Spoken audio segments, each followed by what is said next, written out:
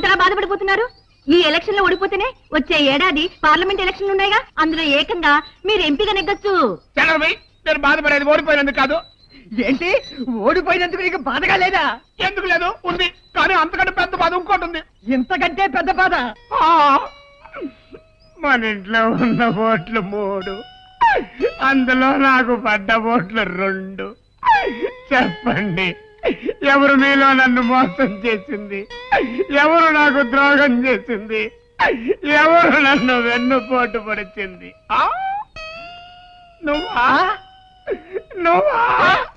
తొండ గుర్తుకి బుర్ర గుర్తుకి జరిగిన ఈ సమరంలో, బట్ట బుర్రకి తొట్టి చేతికి జరిగిన సంగ్రామం, కడుపు మంటను నాకు మిగిల్చిన తీర్పు ఎప్పటికీ ఆగిపోనిది. ఇది నా రక్తమే. డాడీ